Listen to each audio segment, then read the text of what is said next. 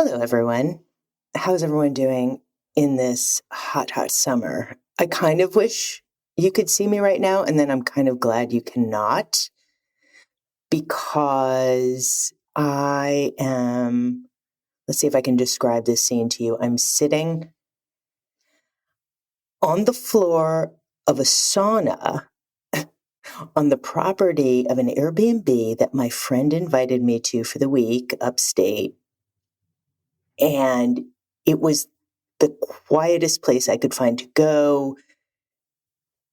Also because I forgot the adapter for my microphones, which I have the microphone, but not an adapter. So I had no way to plug it into my laptop, and I'm using the microphone on my laptop instead, which will not have the same quality. So hopefully my wonderful editor, Dave Visaya, can do his magic here. I wanted to take you on a bit of a ride today on this episode. Two topics that have been clinking around inside my brain like chump change recently: money and mentors. I haven't discussed my financial situation much on this podcast because, to be honest, it hasn't been a particularly messy theme of my life changing thus far. I had a nice little plan, which I prepped for before I quit my job. Take lockdown savings from COVID, including my nice little annual work bonus, combine that with my company 401k, which totaled between 2/3 and 3/4 of my annual salary, and which I was eligible at 55 to deduct from without penalty, even if still with a 20% tax hit. For the most part, my plan has worked out as expected. The thing about me and money, though, is that I have this habit of making scary moves with one eye open to sensible matters and the other one closed. To dream, I've said this, but I think it sounds a lot more poetic than saying what's probably closer to the truth, which is that there's bliss in ignorance, as they say.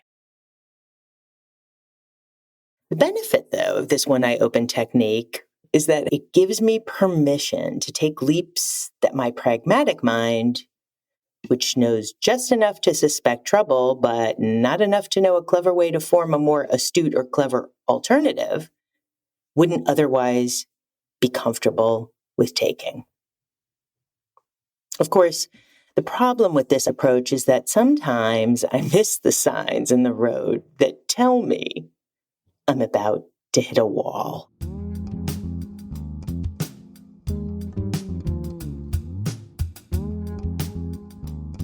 Welcome to Life Changing with Dori Fern, a podcast about the messy middle between when you hit pause and what comes next. I'm your host, Dori Fern.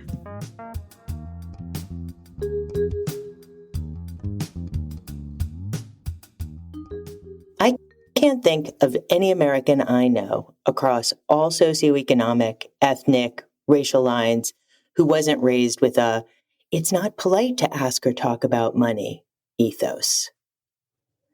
My hot take on this is that it has more to do with a spectrum of shame and fear than it does propriety. So let's just say you had a ruler or a measuring stick, and shame was the left, and fear on the right side, the just right neutral, as the little bears would say, falls smack in the center. So those with limited means and excessive debt may feel degrees of shame for not figuring out how to improve their fiscal lot, as might someone who, say, inherits wealth they deep down don't believe they deserve. And on the other side is the fear that great wealth will be stolen or taken away or revealed to have been gained by legally or ethically questionable means. And then there are those of us who fall to the center of the fear-shame measuring stick, possessing some degree of fiscal security and a common sense understanding of the basics: avoid debt you can't afford to pay off, and save for retirement, invest in the stock market for long-term gain, and so forth. The wild card here is that Given our lack of dialogue about money, most of us lack deep understanding and confidence about how exactly to manage it all, especially if you don't have the kind of wealth that puts you in the market for, say, a professional financial advisor who can do it for you. Or, as was the case for me, my late stepdad could manage my money up until his recent death and did an excellent job at it as it happened. So between losing him and plunging stock market returns, my fiscal fear level has moved much further to the right, even as my politics veer left. But back to mentors.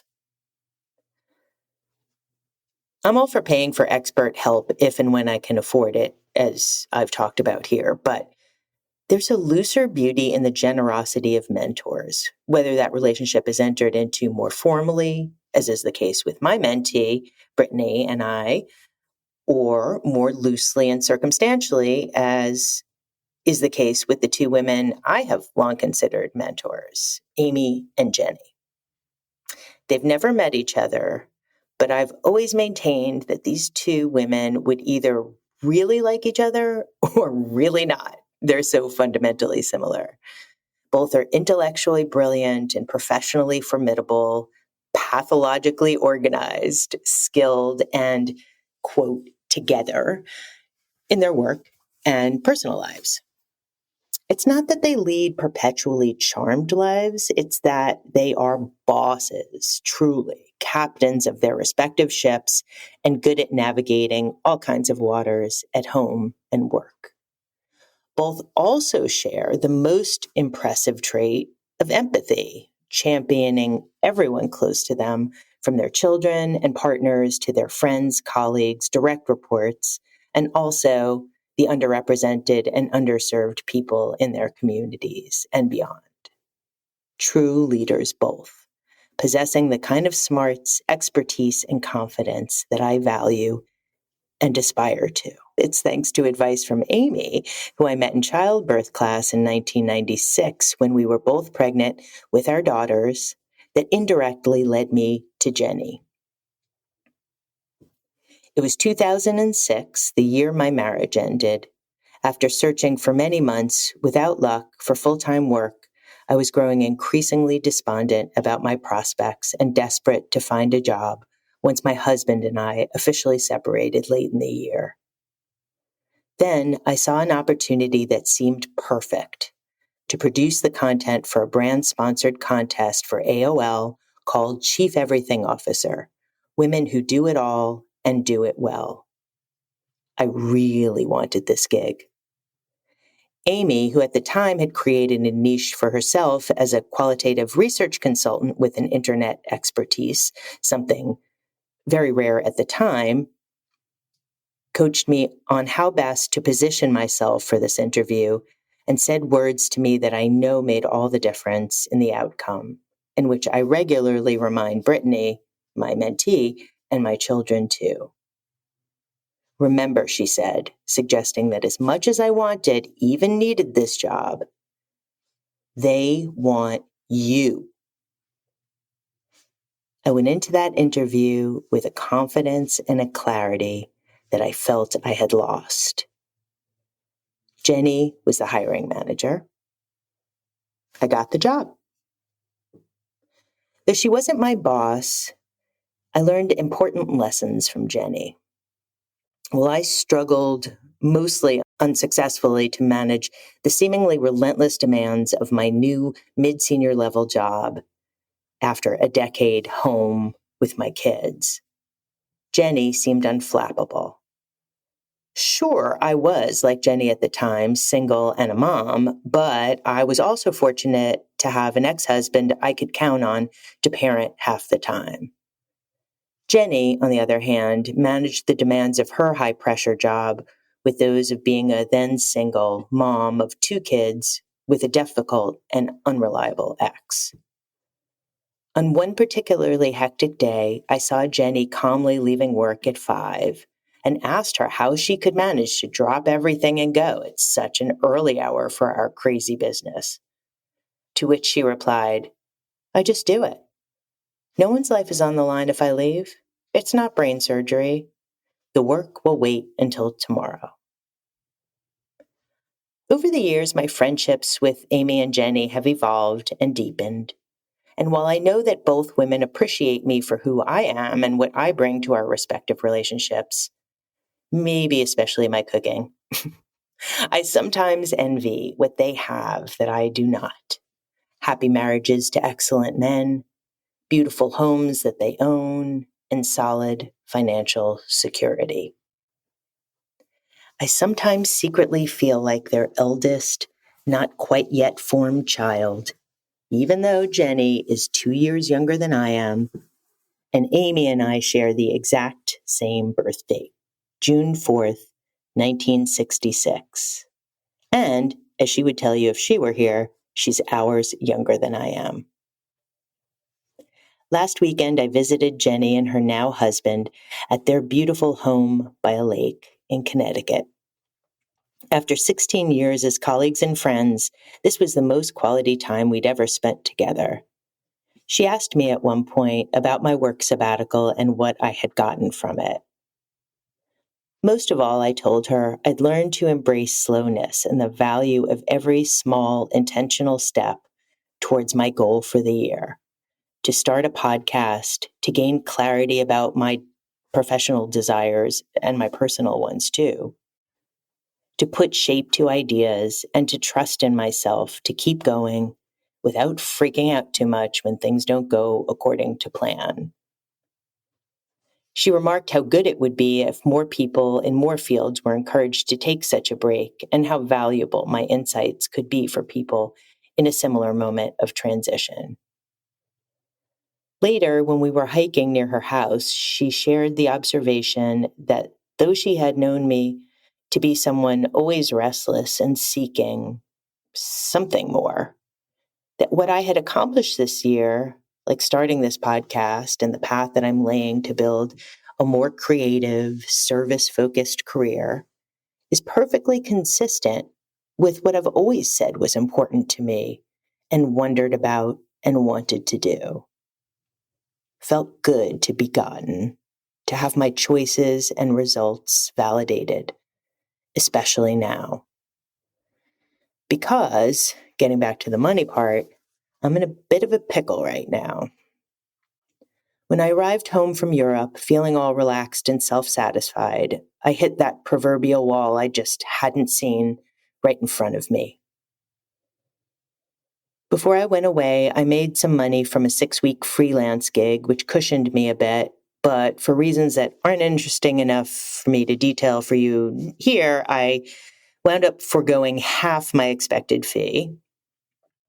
And other consulting projects I thought would move forward right when I got home have not yet materialized, which happens and is happening a lot more now given economic factors. I have about 2 months of funds left with no clear idea where my next paycheck is coming from. And I only have that much because I opted to keep more cash on hand, making only the minimum credit card payment this month after it went up quite a bit due to my travels, in the hopes that by the time next month's bigger bill comes due, I'll have funds on the way. Just this week, I took my final 401k payout on the account I've been living off of this past year. I've got a bit of agita. That said, I won't be destitute. I have an additional 401k I could tap into, but this would really be a last resort since investment accounts are down and that 20% tax gets taken off the top. Most of my wealth is safely untouchable for the most part in an IRA built on previous 401ks dating back to the 90s. No one with any sense would encourage me to spend down any more of my retirement funds unless I absolutely must. So let's hope that doesn't happen. I feel like I'm living a drama I've written for myself that's unfolding in real time. And right now, I'm at that crisis stage towards the end. You know, that high stress moment when the killer's about to get you and you have to choose between jumping out of the burning building or waiting for your hero or heroine who has just gotten waylaid by, say, a gorgon to arrive? Will our protagonist find the job of her dreams, one where she gets to work for a great company that values and invests in its employees and sells goods and services that improve lives? Will she find enough well-paying freelance work to keep her afloat and with enough time left to create and build and play as she wishes? To raise the stakes, I made a big and exciting and a little bit scary decision this week. I decided to become a coach, following in the footsteps of my own coach, Carmen Hughes, and enrolling in IPAC. The first module starts next week. Yikes. I'm not exactly sure yet what type of coaching specialty I'll build, but thinking it'll probably be some combination of executive leadership coaching, transitions coaching, in other words, people like me, and possibly DEI. The whole program will take about 8 months to complete, and I can work, even full-time, while completing it.